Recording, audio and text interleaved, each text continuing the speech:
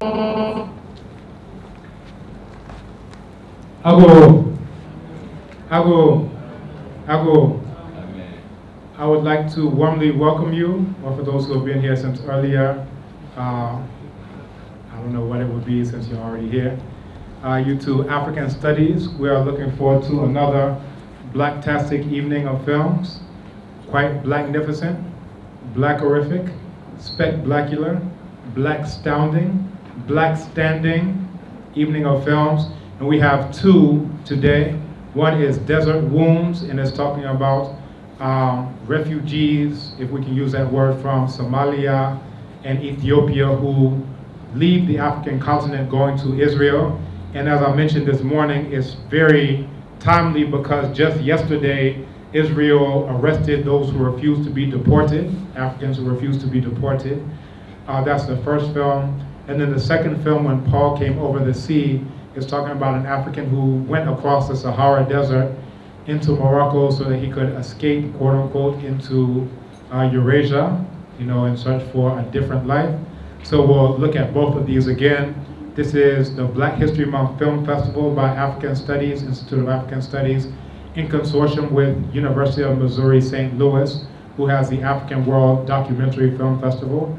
So with no further ado, we will look at our films and we will conclude with a discussion after both are finished. So we thank you once again for coming.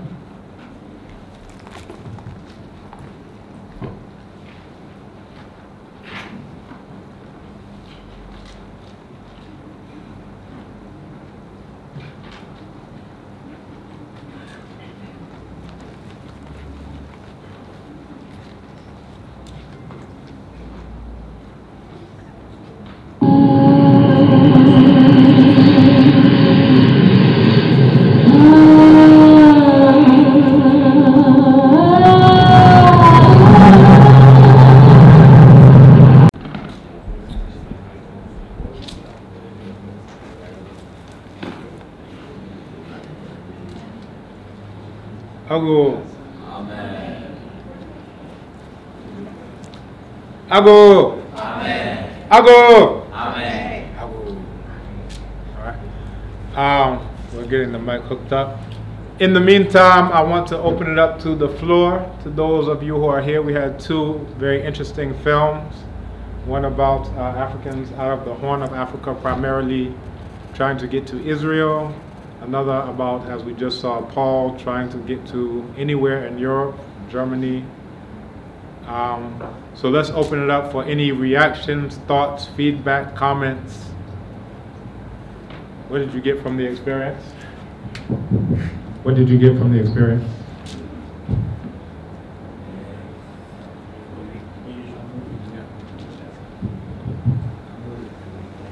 Don't be shy. Anyone ready to make that journey yourself across the Sahara? It sounds like an adventure. We could call it that, I'm sure.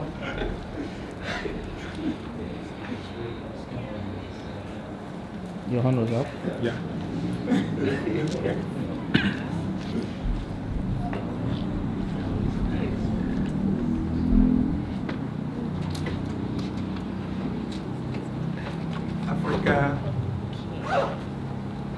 Africa is a prison state. Yeah. I think if history serves me right, in the 1600s when Diego de Azemuja, whoever it is, came here, nobody asked him for the back. Yeah. They came, we assisted them, they came broke, we gave them the assistance as human beings would do to other human beings. And then over the years, they sought their fortunes and built their estates.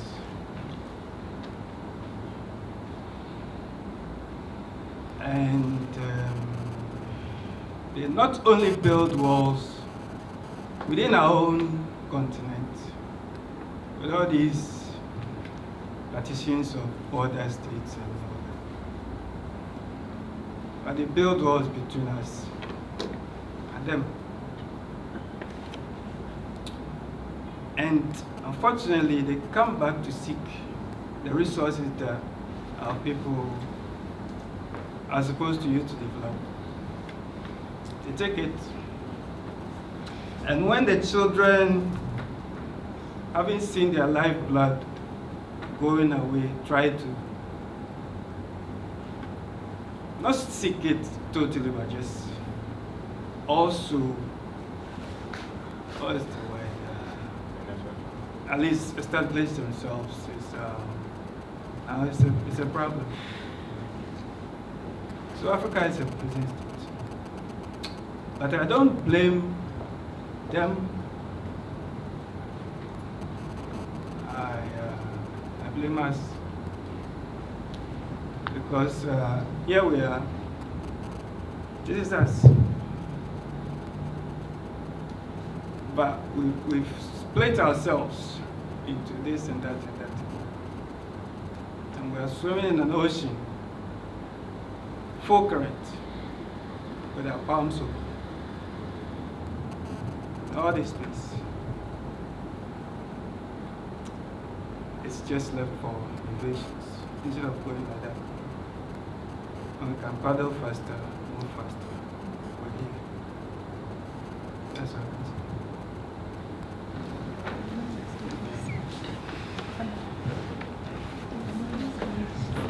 Hello. That's very beautiful and interesting, very educative and empowering, I can say. It's two things I have in mind. One, as Africans and black people, we are survivors because we've gone through a lot and we survive anytime and every time. From even the condition and what I just watched, even in that wretched situation, the Africans over there try to make their life very nice and comfortable. This tells me that, or this tells us that everywhere we are, the energy that we have, we just have to channel the energy or the power into positive direction because we can make it. And what I see is also we have bad leaders and wicked leaders and selfish leaders. Because whoever or those we have appointed as leaders are not leaders. That they are just like sold out. So they just sold us out. And then the next thing is we don't have friends.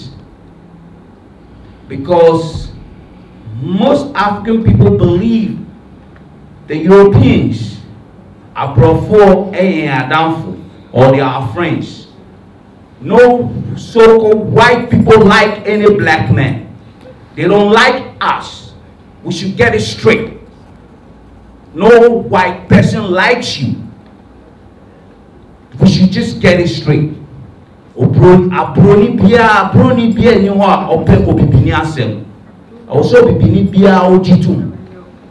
because they always look out for themselves.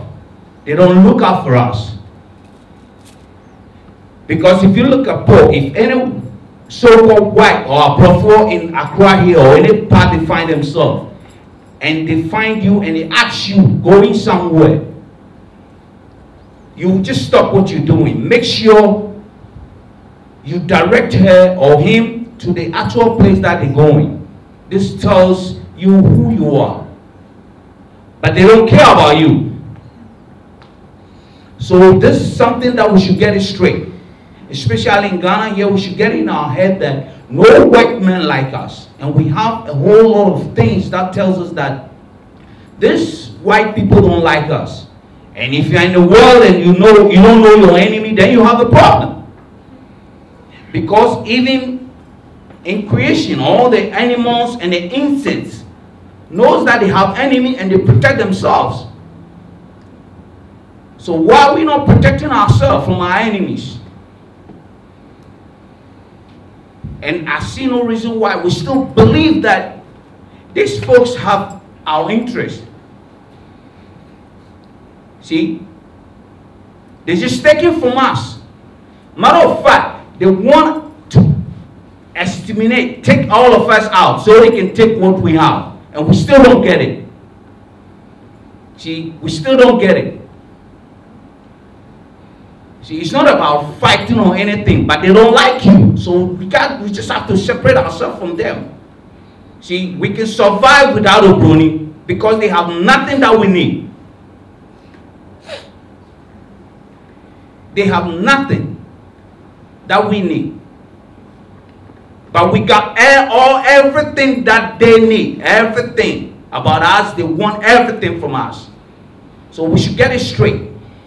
That Obroni is not there for our interests. So if we're dealing with them, we should know how we deal with them. Yes, and channel our energy to positive energy and come together. Because we can make it and we can survive. Because if we look at what just happened, from people going to Europe and all that, just because they've made the system make them believe that there's no hope in Africa. You can't make it in Africa. But I see a whole lot of opportunities, a whole lot of things that here, you don't need to go there. That's cold. I was here and even the AC is blowing, I was still cold. So they just put the AC on and I was looking at who turned the AC off. And I found a sister and I just said, sister, thank you. Because look how warm it is. Beautiful weather. We just have to appreciate what we have and channel our energy, come together and build our nation. Forget about what has happened. And just come together and build our nation again. Because these people don't have our interest. They don't like us. They don't love us. They are not our friends. Thank you.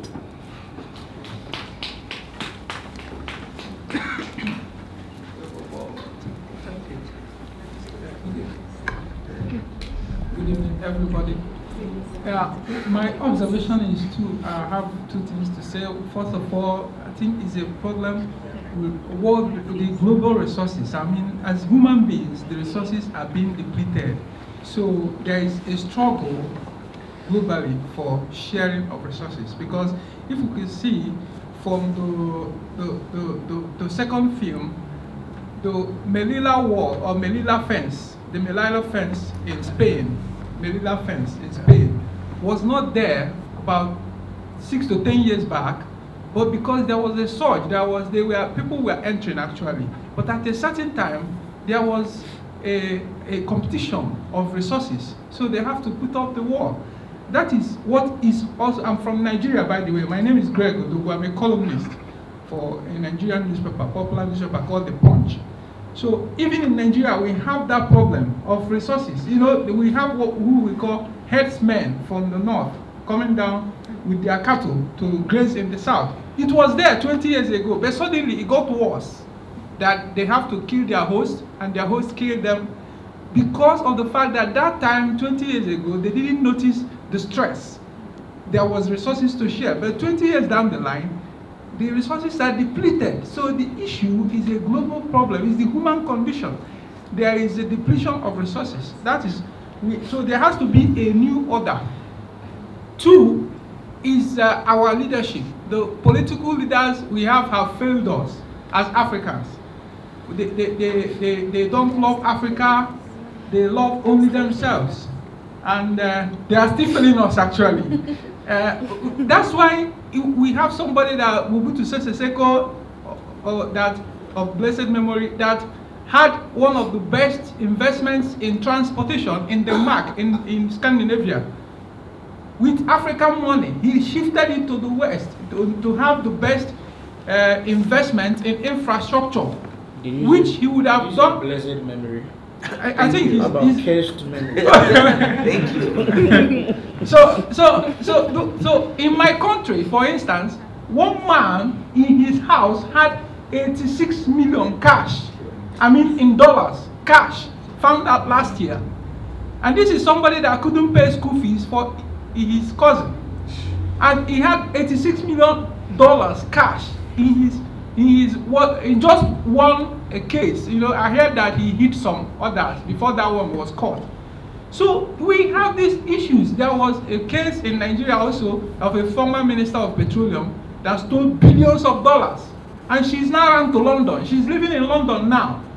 Is it not crazy, the kind of political leaders we're having, that I believe if they love Africa, they would have used that money to develop this infrastructure that we need. And in fact, development of infrastructure alone would create so much jobs that the youths didn't need to travel out again. So it's about that. Then, thirdly, they manipulate religion the way it should not be manipulated. That is why they will tell us that God will help, and they will not help, and expecting God will help, and everybody's hoping for God to help. Thank you so much. Thank you, my brother.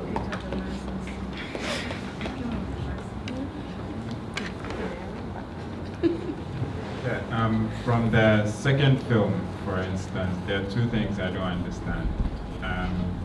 How is it that they are allowed to not to file for asylum, but then they are allowed to stay? Could I get an explanation on that? Does anyone understand? And then secondly, I think, you know, yes, there are some white people who perhaps aren't as great, but I believe that there are some too that, I mean, it's not a general thing that all white people are against black people. I also think part of the problem is from ourselves, like my Nigerian counterpart would say. Look at Paul, for instance, in the second film. He had been through this much struggle to get there.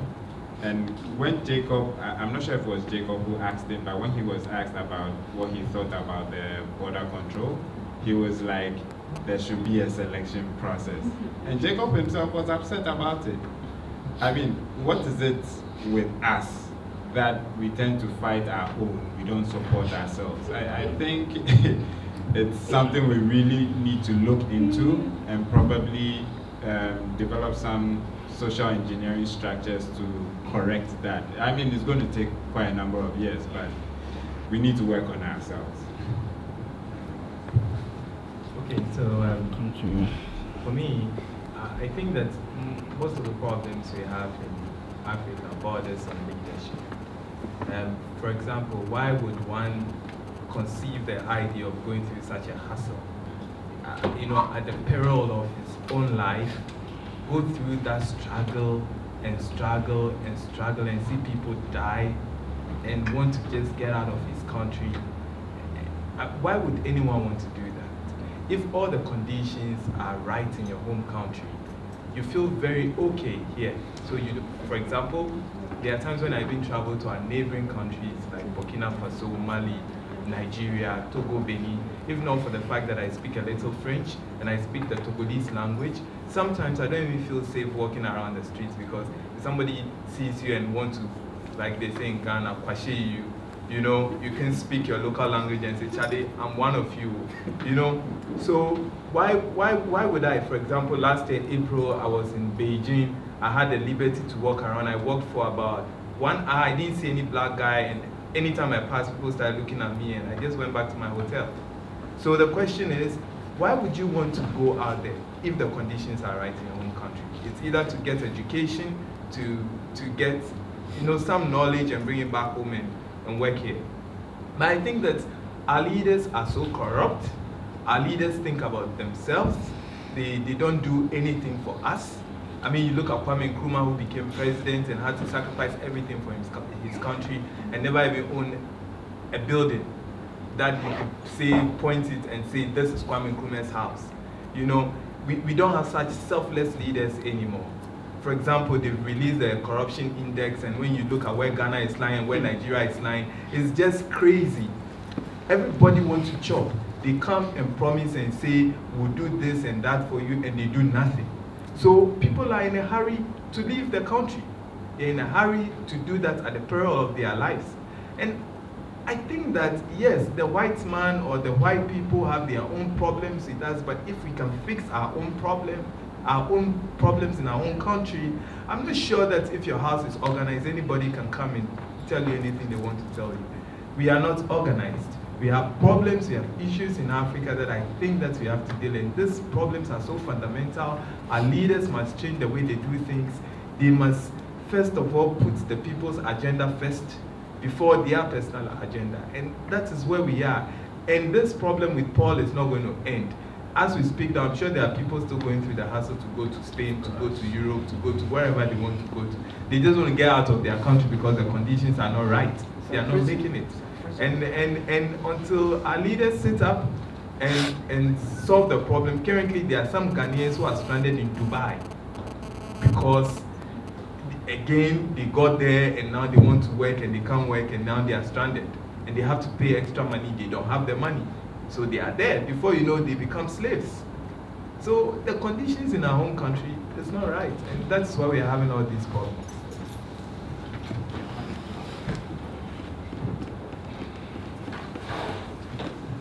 Thank you very much.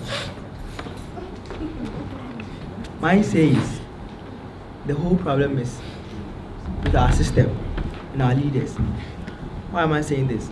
Sometimes I wonder why a white person can come to Ghana freely and work in a country without being asked for papers or something. But if we are to go there, then we are asked for a whole lot of things. That's one.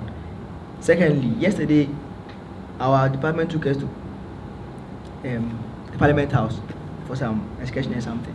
So we were inside, and then we were told that you are not allowed to take pictures whatsoever, call, video, record anything.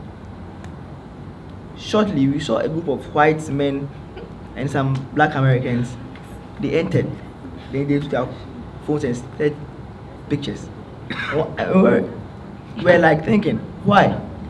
In our own country, in our own Parliament House, they are saying that we should not take pictures, but they come and take pictures and go freely. Just recently, before reopening, I went to the poolside to go and take some swim. It was on Sunday. I went there around 10, and we were told that the pool opens at 12 on Sundays. So we tried to wait. Shortly, we saw some white guys come there. The gate was open to them, and they started bathing, swimming. I was wondering why. Our own pool, they came and then they are swimming, and then we are outside. So you see, it's our system. We have given them the chance to do that. Yes, because it's like we have self-enslaved ourselves. Okay, so we give them the chance to also like enslave us. That's my problem.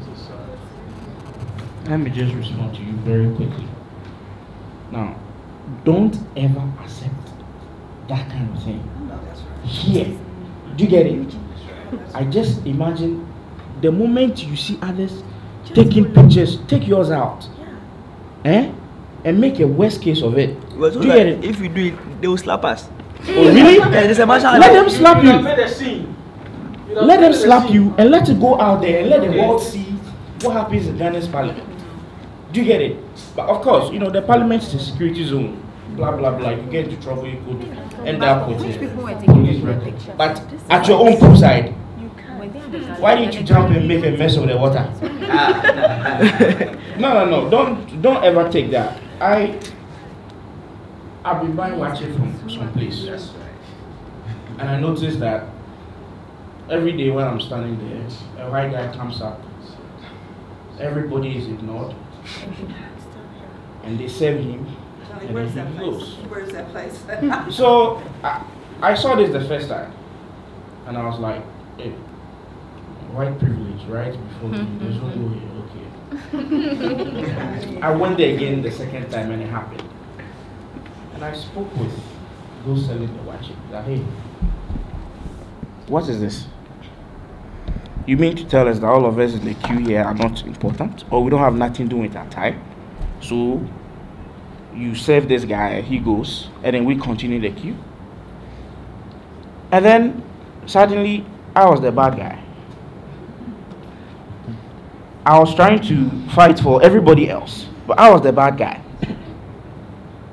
Well, when I realized that it wasn't going to work that way, well, all I just said was, look, I'm giving you a warning. If anybody is made to cross me, that person is not going to eat before me. Case closed. Thank you.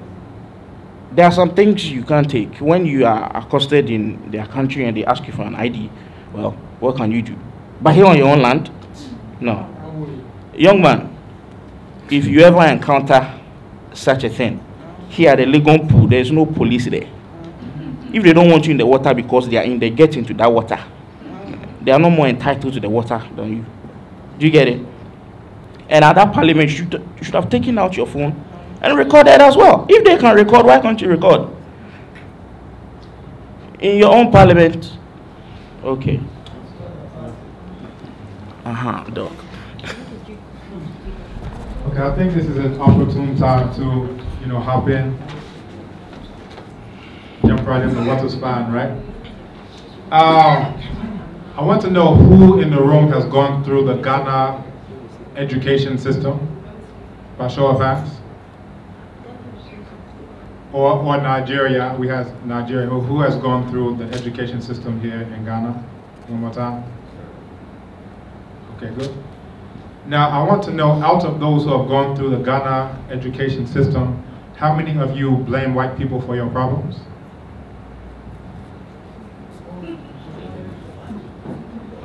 Two. Out of those who have gone through the Ghana education system, how many of you blame our leaders for our problems?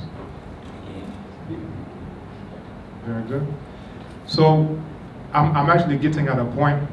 How can you create a situation where everyone has the same consciousness and the same exact response, the same understanding? What I'm getting at is that it may be calculated and intentional for everyone to come to the exact same conclusions.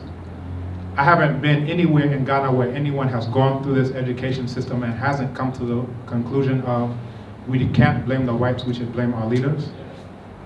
Now, who is protected by that type of worldview? The oppressed. So don't you think they may have had something to do with all of these people coming to the exact same conclusion? If I go out and I interview 1,000 Ghanaians, all of them will say, don't blame white people, blame our leaders. If I go and interview 1 million people, 1 million out of all 1 million will say, don't blame white people, blame our leaders.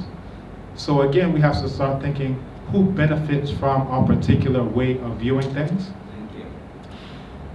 As well, I want us to, as we're talking about our so-called leaders, I want us to start also questioning our followers, because our leaders are called from every single person who goes through this exact same so-called education system and come to the exact same conclusions. If I took anyone who comes to this conclusion that we should blame our leaders, we shouldn't blame white people, and I make you president, you will do the same thing as every other president who thinks the exact same thing, because our consciousness is manufactured to ultimately protect those exact same white people who we're complaining about, right? So again, we're talking about our leaders do this, our leaders do that. They think the exact same thoughts that everybody else who's gone through the system thinks.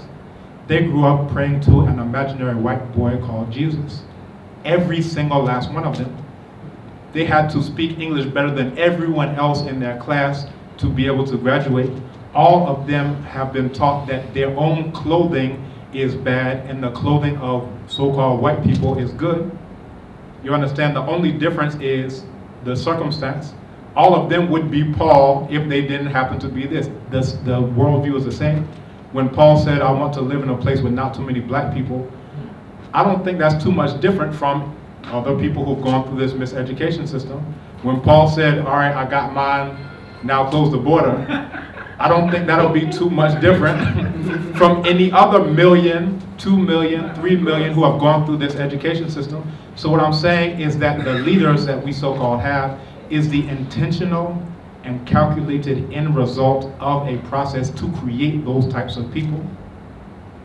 You understand? And those people are not very different from, if you put up a mirror, you will find that those leaders are not too different from yourself. Because if you have a choice between an African-made phone and a white phone, you may choose the white phone or Korean phone. If you have a choice between an African-made car and a car made in Berlin, you may choose the Berlin car. If you choose, so I'm saying this is something, let's hold up a mirror at ourselves and say, what's really different about myself and these leaders? You understand? That was one. The other point about the conditions, you understand?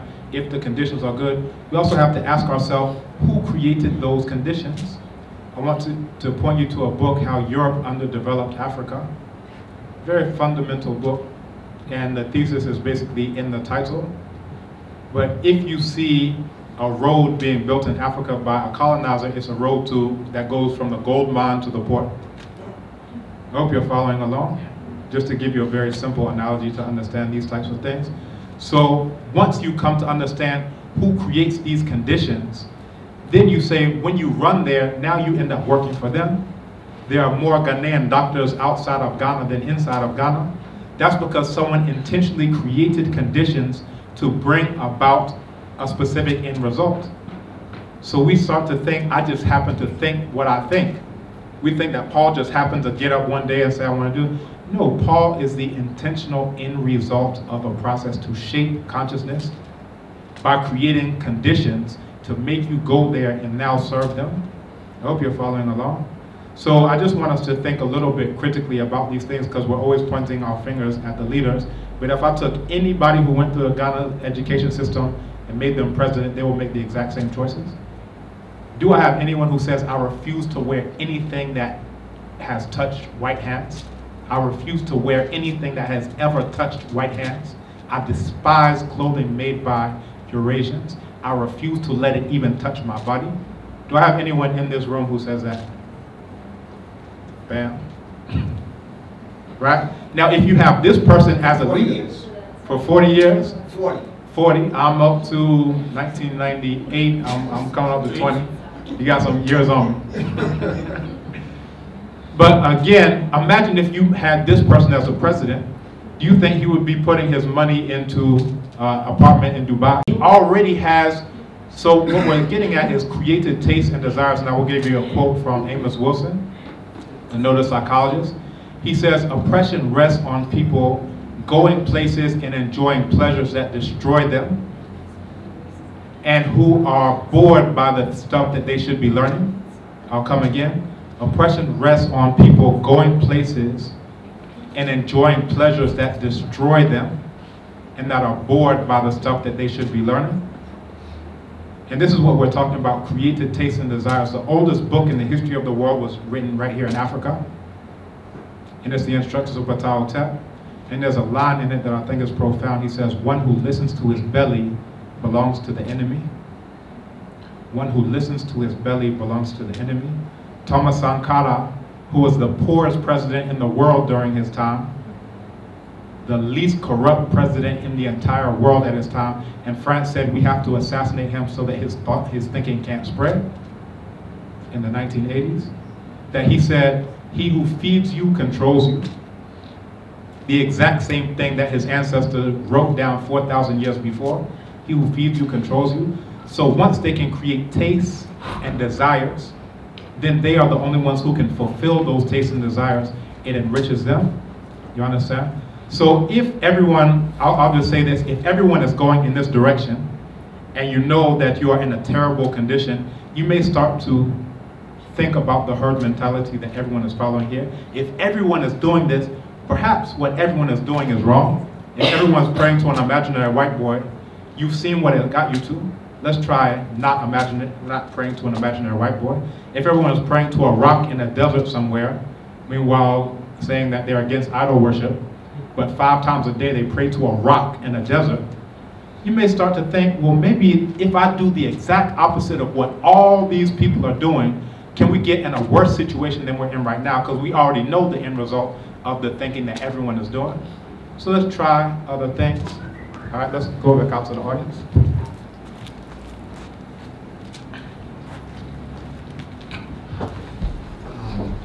People who've been to the other film festivals already heard me, but I have to regurgitate the exact same thing almost over again. Whoever controls the mind, whoever controls the situation, defines the situation. So even though it looks like you have African leaders, they are Afropeans.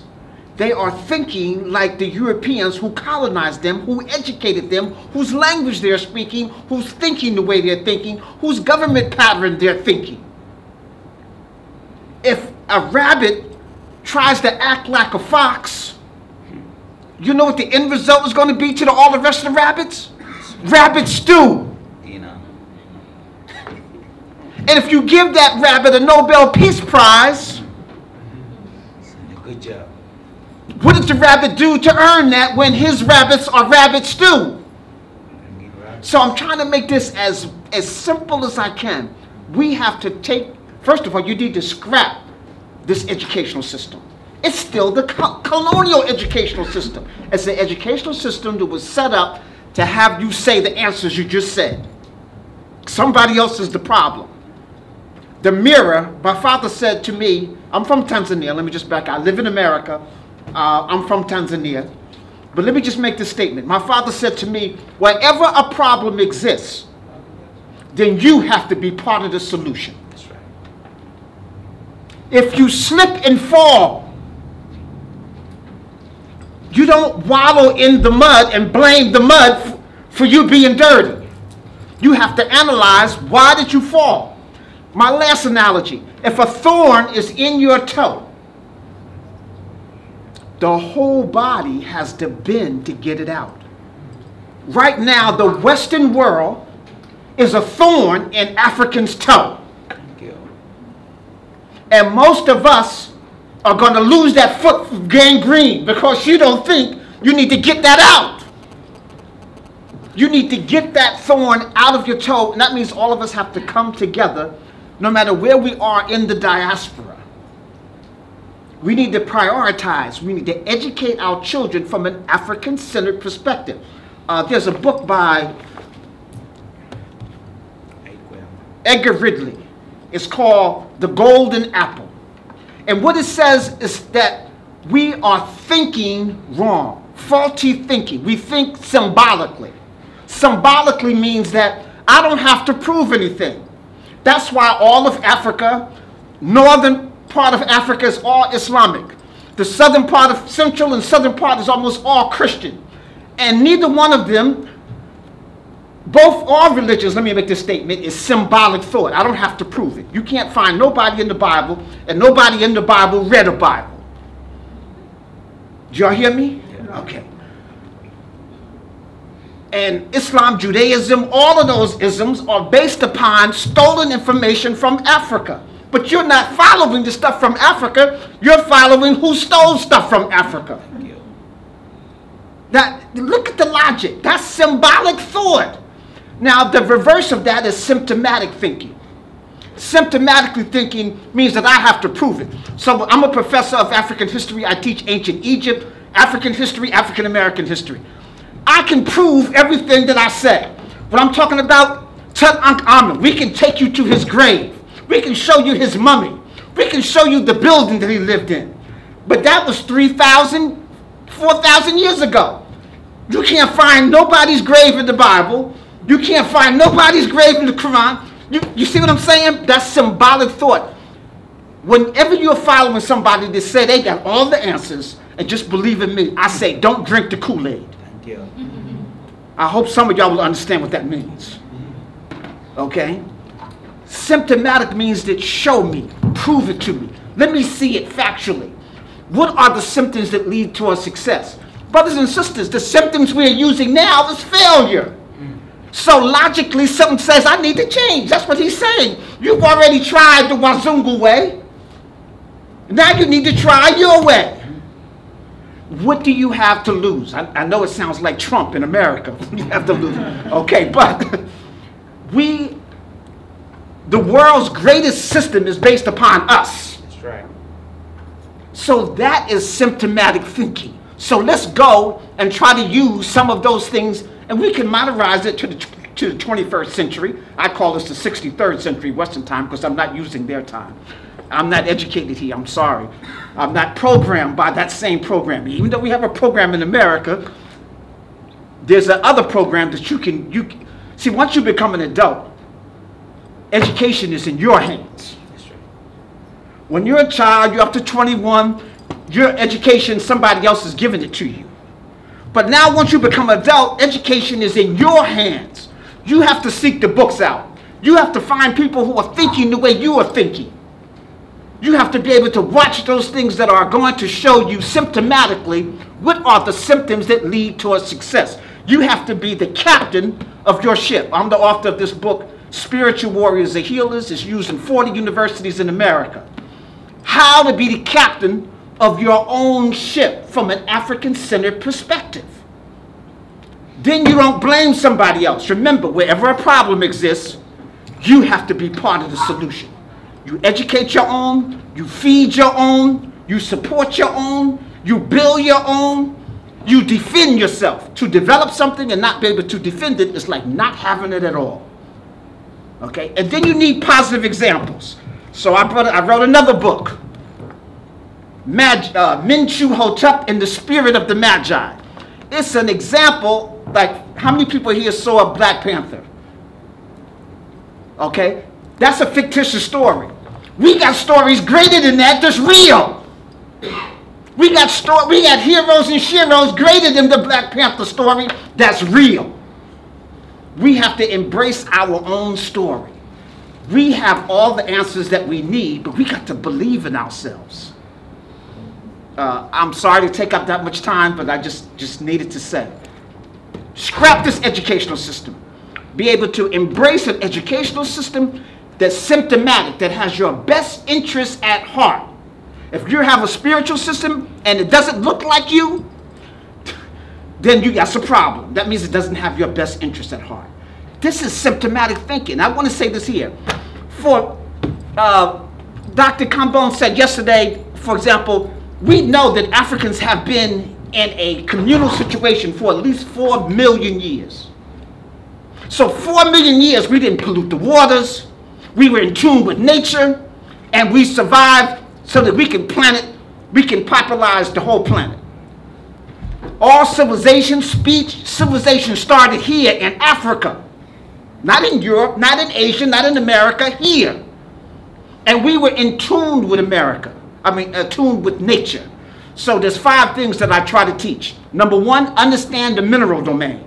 The planet is a mineral. The stars are a mineral. The sun is a mineral. You are made of the same minerals. But we are so ignorant of the earth, topography, the planet, the solar system. And in our ancient text we said, so is above, so below. So that means you got to know what's above. Other than that, it's just symbolic thought. So what's up there that's down here that can correlate to help me? The second domain is the plant domain. Plant domain survives from the mineral domain. That's your food source. We need to be, most of us probably had parents that were herbalists.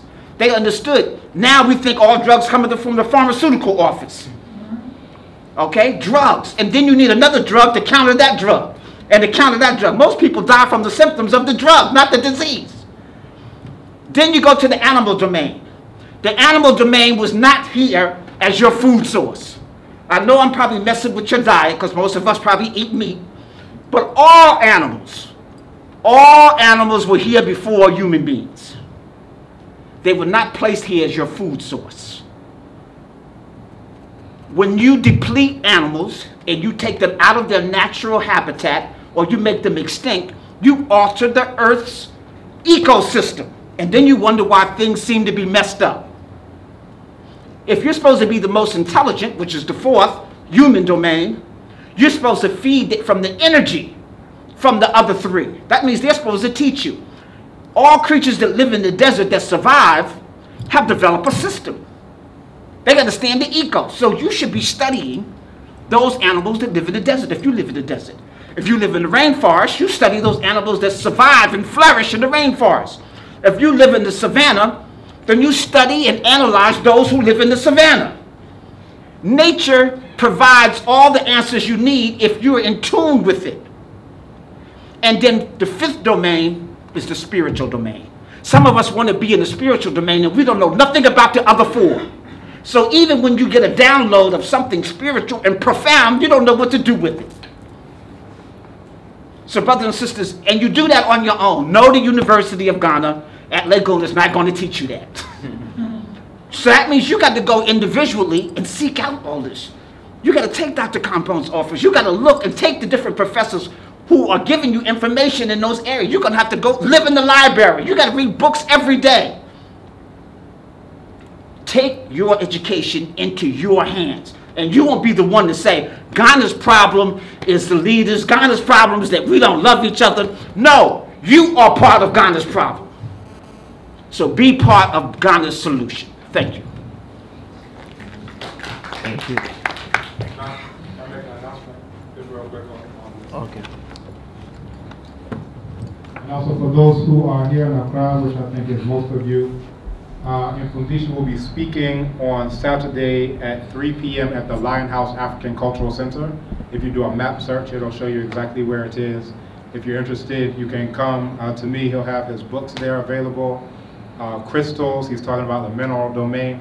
He's actually a specialist in terms of understanding the significance of the mineral domain.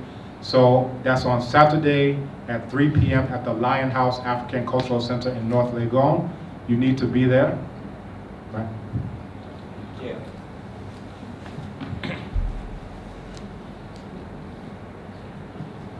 Thank you again, Doc. I want to first apologize for last night. In my defense, I was cranky. Thank you. Well, I thought I was a little attitudey, but you know, that's just me. You know, I was thinking about what the young man said here about... Thanks for coming, y'all. Please be here tomorrow. What he said about what happened at the what was the building? Parliament House. Legon Pool and where else? And what reverberates in my mind is what happened in his socialization and in his support system and in his exposure that caused him to have the response that he did. What happened that he didn't naturally do what you did, you know, and just basically like, oh hell no, click, click, click, click, click, you know, what's going on that didn't happen, and I think that some years back I would have also reacted the same way. Right, yeah, and so we have to begin to ask ourselves what's going on. Look at this movie. I got here a little bit late, but they were in a forest, and I had to ask myself again the same question. Now, what's going on that they're putting all of this energy into getting out, and what would happen if they use the same energy? I wish the brother that was here, because I wanted him to hear this, that same energy there in the forest. And it just began to make me think. I'm looking at the bucket of water that he's washing his shirt in, and I'm thinking about, well, can y'all grow your own food? I mean, all of this energy that you're putting into escaping, and you point it to over there where you go and get the water, what all of this energy, could you put that into negotiating with them and setting up something? So I didn't see the beginning of the film and why was someone making them leave the forest, and so they only have so much time and whatnot, although it didn't seem like it because the sister was there making the spaghetti and whatever, and she seemed like she was posted, you know. But again, we have to ask ourselves, what's causing us to miss that picture? And then when the brother finally did make it to Europe and all the different places there, what's happening that we're not asking ourselves, did he really help him? Because if he was like helping him, am I the only one saying, how come he didn't get him to hook up?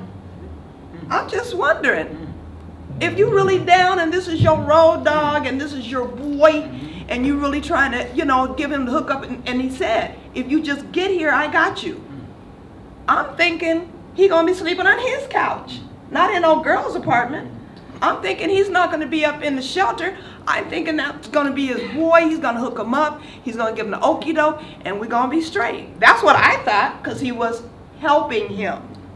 But I didn't see that happening. And too many times we fall for this okie doke. Brother was saying, people were saying African leaders are corrupt. Other leaders aren't. You think the United States has just an angelic government? Is that what you think? They're just doing everything by the book all the time, just wonderful? And yet we know if we go through and read books as well as read social cues, we can understand and remember that the United States and Israel helped undermine the economies of Ecuador and other places. It was the American doctors who instigated the whole syphilis studies again and then repeated it again in Honduras for another, against hundreds of prisoners there. This is from the civilized country that you need to get to as quick as you can. This is what they're doing. They have pollution. They have homelessness. You don't know nothing about the Michigan water incident and how they're deliberately poisoning people's water? You don't know anything about Tulsa, Oklahoma and Durham, North Carolina? Thriving, amazing black communities that they sent their own military on in the United Glorious States of America? It's not occurred to you how the cops are killing people wholesale. It's just open hunting season and it has never stopped. Has everybody forgotten that this was where chattel slavery, one of the places chattel slavery took place? So again, we have to really begin to ask ourselves, what's causing us to arrive at the conclusions, as Dr. Cambone, I think, alluded to a little bit, what's causing us to arrive at some of these same beliefs? How are you really being helped? For real. How, if you think white people are all that in a bag of biscuits, go ahead and name a way, we're all here ready to listen, that they came here and empowered the shit out of you, and then you and your community was able to set it off. No. We'll be eager to hear about that and to hear it and to see that evidence.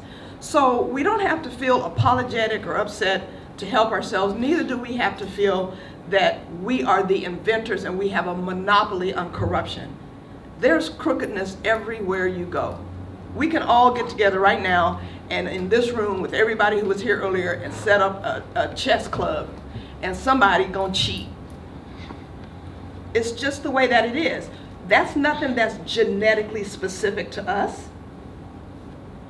Why is it African leaders do something and they're just so wicked? And look at Trump just showing his ass. You see? How many African leaders have you seen do that kind of stuff? Go ahead and name them. None. Go ahead and name them. We'll wait. So I'm just saying that we really do have to begin to question ourselves and say, why am I behaving this way? Why am I thinking this way? And I too was at a spot here at a bungalow getting ready to get my beans, and this wasn't a white guy who walked up. This was a Ghanaian man, well-dressed, who just walked up straight in front of me. And Charlie, that day they remembered me. They remembered me very well. I enjoyed myself that day. So you cannot allow yourself to be afraid and intimidated. This is the real world. This is what revolution is about. This is what change is about. This is willing to face the consequences. I didn't know what was going to happen that day when I said that. He didn't know what was going to happen that day. Maybe the man would have struck me. Maybe he would have hit me. It would have been on like Donkey Kong that day, right? But that's what happens. That's the risk that we take when we have children. That's the risk that we take when we educate ourselves and write books. That's the risk that we take when we dare to start wearing our own textiles. And as Dr. Cambone emphasized last night, it is a process. It's a lifelong process. So again, I just want to draw attention to all of these folks trying to get to all of these places, and with all of, in particular, the Israelites are notorious for acting like they God's property. Just God's property, just too close to God to be true. Well then why, of anybody on earth, didn't they hook the Africans up for real? Why didn't they just be like, oh, boo, we got you, come on, and just hook them up? And in terms of the scarcity of resources, it is an artificial scarcity of resources. When you get co-opted into thinking that your only food source is a supermarket, yeah, you're gonna be thinking a little scarce. Things are gonna be looking a little sparse, especially when them shelves start getting a little thin. When you begin to think that you can only exist in a city, in a metropolis, and it's crowded, yeah, you're gonna start getting a little paranoid about the world's resources. But when you get on a trotro and go from here to Elmina, what do you see? People packed wall to wall? It's just open land for as far as you just get tired of looking at it. Just all open and just all there. So, again, what's causing us to arrive at this idea of the scarcity of resources? Y'all ain't seen mangoes just falling from the tree, food just falling just because, just out there. Coconuts. Y'all ain't seen all them coconut stands all over the place? You think that's coming from America? You think they're getting those coconuts from America? So, you know, we have what we have, and we have to begin to ask ourselves, why is everybody coming here to get our stuff? And if they think that they're coming here, and as Trump said, him and his friends are coming here to get rich, if they're coming here to get rich, how come I can't make some kind of, carve out some kind of subsistence for myself? How come I can't reroute all of this energy and forethought that I'm using to, as somebody asked me last week, can I help them get to America? I said, well, can you help yourself stay here with all that energy and effort that you're about to spend? Can you buy one of these little metal containers and open up a shop? I'm just wondering. And what's causing us to think that way? And when you get there, what do you think's gonna happen? They're just gonna sing and just be dancing and glad that you just showed up at the airport? We sure are glad you're here. Is that what you saw them do in Berlin and France? When was the last time you saw this on CNN and MSNBC? This evening at the New York airport, thousands of Africans were excitedly welcomed into the country. Cake and champagne. So, you know, let's really begin to look into ourselves and look into each other. And let's be realistic about, you know, what we need to change and what we need to do about it. But let's not deceive ourselves. Let's not act like we got this entire country and we have millions of years of history. What's my sister's name? Dinknesh, who you physically saw with your own eyes, and then that just don't mean nothing. We just can't do nothing. Everybody sitting in this room just drawing a blank. Can't nobody even tie their shoe. Let's not fall for that okie doke. Okay.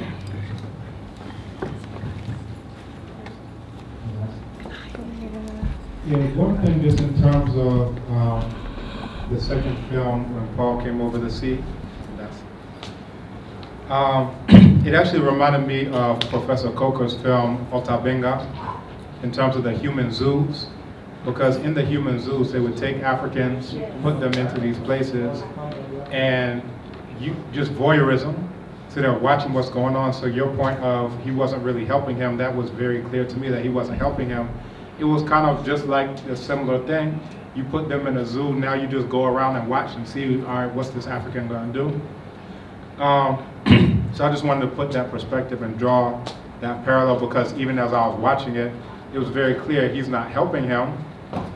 He is, I don't know what to call it, entertainment or whatever you would call. He was exploiting him. Definitely exploitation. In the end, he sent him to his father to be his savior. White father savior. Right. So I wanted to draw that parallel because we've seen a few documentaries that have gone into that. Sarah Bartman, Otabenga, Prof. Coker's film. And to me, this looked like an extension of that exact same thing. Also, to your point, at one point he said 1,300 euros to make this trip. And I've heard people paying thousands of dollars. And I think about how much would it take to make a business here in Ghana, a thriving business, you understand? If you have 1,300 euros, euros, not even dollars, in Cameroon or in Ghana or in anywhere, now that's just him. Now picture everybody in that forest with 1,300 euros. You're looking at hundreds of thousands of euros in everyone's pocket, but again, the consciousness is telling them, instead of let's coming together and do a co-op, let's use all those hundreds of thousands of euros to go into Eurasia and further enrich them by working for them. You understand? So, you know, to me, again, it goes back to the quote, oppression rests on people going places and enjoying pleasures that destroy them, and who are easily excited by nonsense and bored by the stuff that they should be learning. The place should be full for the films, for the discussions and so forth and so on. But, you know, if I have one person here, I say that one is more valuable than the billions who are not here. You understand? That's how I, you know, see it. But again, just to put this thing in perspective, and then just on the resource we discussed yesterday, the Skinner box type of idea, that as soon as you can get this click that I don't have enough resources, then you start to get Eurasian behavior. So this is what we see among African people. They're still ethnically African, genealogically African, phenotypically African. However, there's been this Eurasian switch that's gone off, click, that has now told them we don't have enough resources. As soon as you get that you don't have enough resources, you become like that rat in the Skinner box that's crumpled on top of. And again, in the dungeon at Anomansa, which is what they now call Elmina, they say they have the trap door still there. And they talk about what they would do is they would wait till everyone gets very hungry. Then for entertainment, they didn't have cable at this time. For entertainment, they take a loaf of bread, throw it in there, and watch these people who used to eat out of the same bowl in the spirit of collectivity fight over that loaf of bread. And they would be up there laughing. But what did you create? This is a Skinner box. This is where you create, we don't have enough resources. This is where you create Eurasians, right? And that's how Paul got there. Our man, later for everybody else, you understand? Even to the point where he is like Dr. John Henry Clark used to say, we'll out-pope the Pope and out-Muhammad. He had this Eurasian switch on even more than Jacob. Because Jacob is already, he's living it up off of what the Germans did in Namibia. The genocide that the Germans did in Namibia. He's living it, he's cool. You understand? So just, you know, a few thoughts to keep in mind, but I think we'll wrap it up unless we have any final contributions. Again, I'd like to thank all of you for coming here to support the Black History Month Film Festival. And tomorrow is our last night. Excuse me. We have 2 films scheduled. Let me pull them up. They promise to be very Black-tastic, Blacknificent, and Blackerific. It's called the first one is called The Other Side of the Atlantic, and the other one is, that's the other one, Counter History's Rock Hill. So that will close out our film festival for this year, and we'll do it again next year, as long as Prof. Coker. Oh, this is, you know, whatever it takes, Donna, you know that, bro. There we go. All right, so thank you once again, and see you tomorrow, and bring 20 friends. Yeah. On your back. On your back. All right. Nana. Sayayong.